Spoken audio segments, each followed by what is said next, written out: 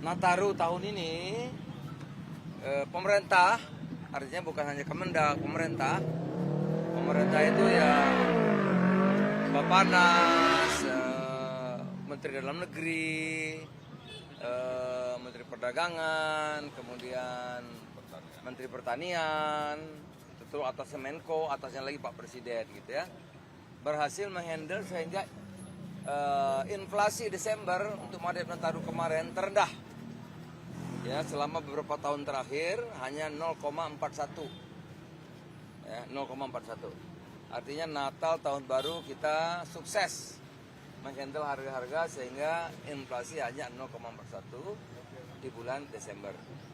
Nah, secara keseluruhan tahun ini inflasi kita 2,61. Padahal tahun lalu kita 5,5. Sekarang 2,61. Jadi hampir separuh. Nggak sampai separuh daripada tahun lalu. Nah, ini tentu kita syukuri. Artinya harga-harga bisa dikendalikan. Memang ada satu tempo seperti cabai sebulan hampir mahal, tapi bisa turun lagi gitu ya. Musiman, karena musim biasa kalau Desember itu panennya kurang karena biasanya musim hujan, itu harganya naik. Tapi secara keseluruhan tahun ini inflasi 2,61 dan Desember 0,41. Tadi harga-harga kita lihat ya, kalau ayam itu diperkirakan 33.000, telur 27 itu masih karena pemerintah kan 28 ya.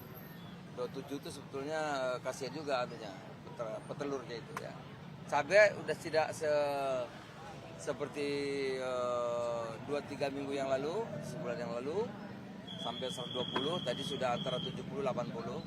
Tapi di beberapa daerah kalau di Jawa itu sudah 40-an. Jawa Tengah, Jawa Timur itu 40-an.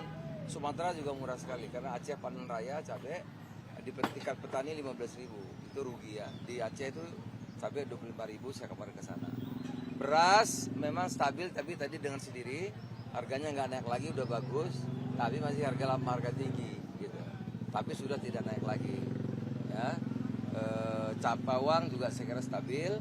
Nah, itulah teman-teman di awal tahun 2024 ini harga-harga sembako, inflasi bisa dikendalikan dengan baik. Tadi kita cek langsung, saya kira begitu.